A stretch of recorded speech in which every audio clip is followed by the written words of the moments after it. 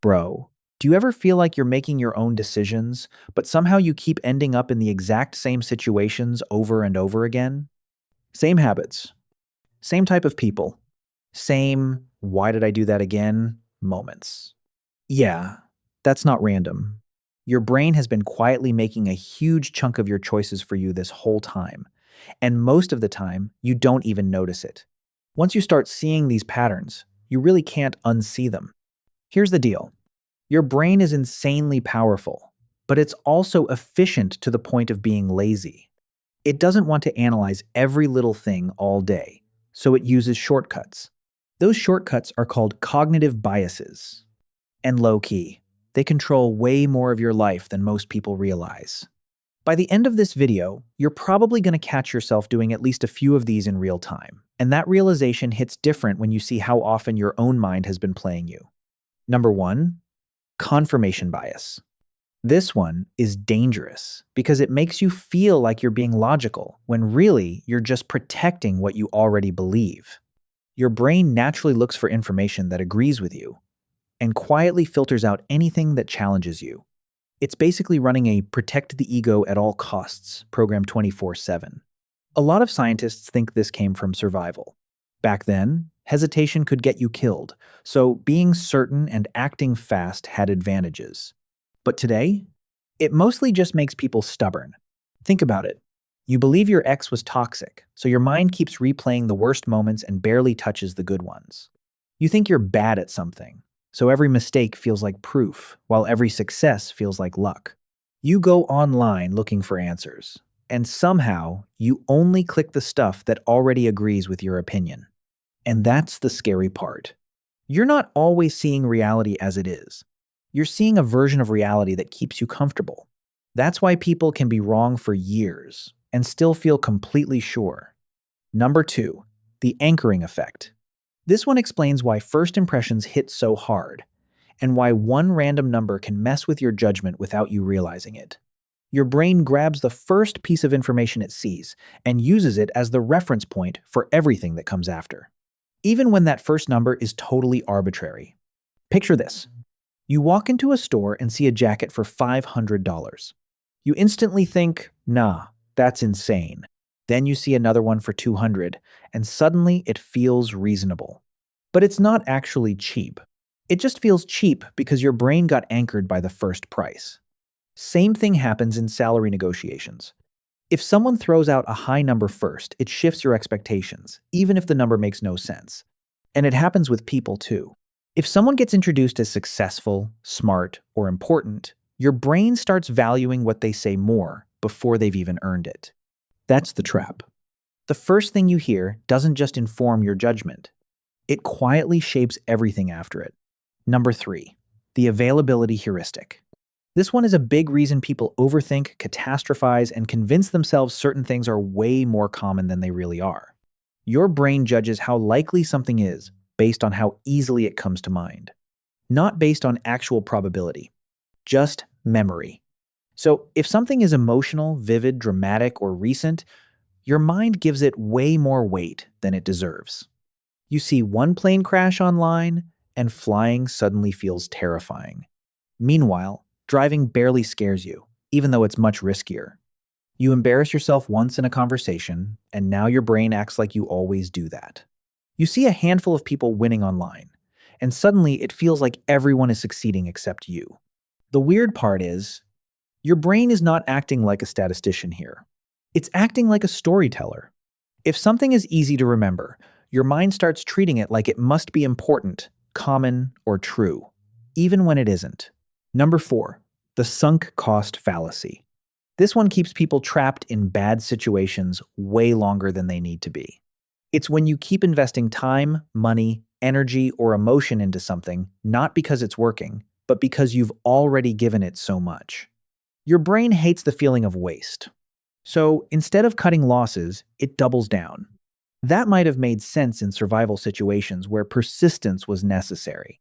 But in modern life, it can ruin you. You stay in a relationship that clearly isn't right because we've been together this long. You keep watching a movie you don't even like because you already sat through an hour.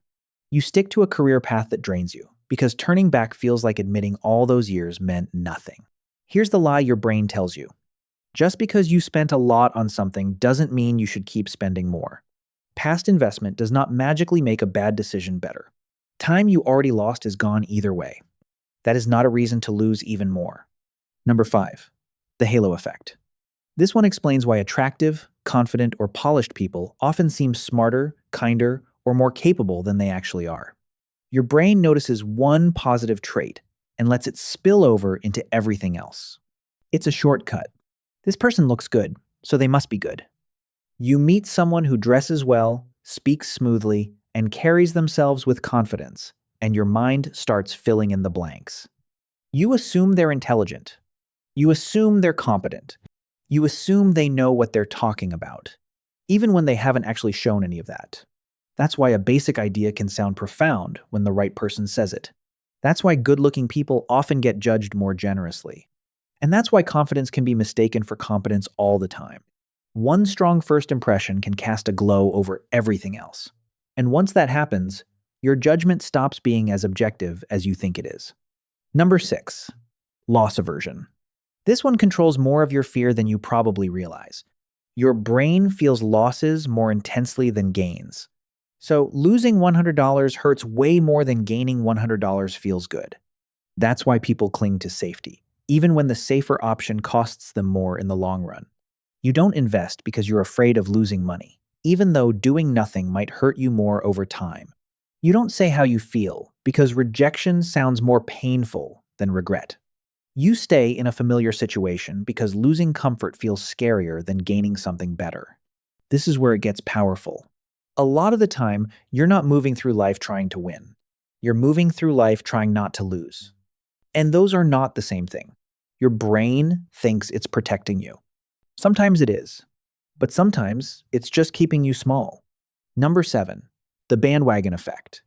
This one explains why people follow trends, copy opinions, and suddenly start liking things just because everybody else does. Your brain assumes that if a lot of people are doing something, there must be a reason. Back then, following the group often increased survival. If everyone ran, you ran. If everyone avoided something, you avoided it. That instinct is still in you. Now it shows up differently. A song blows up, and suddenly it sounds better because everybody's obsessed with it. A product gets hyped online, and now you feel like you need it too. A whole room disagrees with you, and suddenly you start doubting what you actually think. Here's what most people miss. A crowd can make something feel right without actually making it right. Sometimes you're not choosing what you like. You're choosing what helps you feel included. And your brain will do a lot just to avoid feeling left out. Number 8, the overconfidence bias. This one is sneaky because it feels good. It makes you feel certain, capable, and in control, even when you're missing information. Your brain tends to overestimate how much it understands and underestimate how much uncertainty is actually there. That's why people say, "Yeah, I got this," and then completely misjudge what's ahead. You think a task will take 30 minutes, and it eats your whole afternoon. You make a quick decision without checking the details, and regret it later. You're sure you understand something until someone asks you to explain it clearly, and suddenly your brain goes blank. Confidence can feel exactly like knowledge in the moment, but they're not the same, and that difference matters a lot.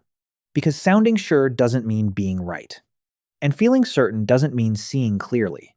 Number 9, status quo bias. This one might be running more of your life than you think. Your brain prefers what's familiar, not necessarily what's good, just what's known. Because change introduces uncertainty, and uncertainty feels dangerous. So even when something clearly needs to change, your brain still whispers, "Yeah, but what if the new thing is worse?" That's how people stay stuck. You keep the same routines even when they make you miserable. You stay in situations that don't fulfill you because at least they're predictable. You put off important decisions because discomfort today feels easier than uncertainty tomorrow. And that's the real problem. Your brain is not always asking, "Is this right for me?" A lot of the time, it's only asking, "Is this familiar enough to feel safe?" But familiar does not mean healthy. And familiar does not mean right. It just means you've gotten used to it. So yeah, A lot of what you call your choices are actually patterns your brain has been running for years in the background without your permission. That doesn't mean you're broken. It just means you're human. And the moment you start noticing these patterns, you create a little space between the impulse and the decision. That space is where real control starts. Because once you can see the bias, you don't have to obey it. Now, I'm curious, which one of these did you catch yourself doing the most? Drop it in the comments.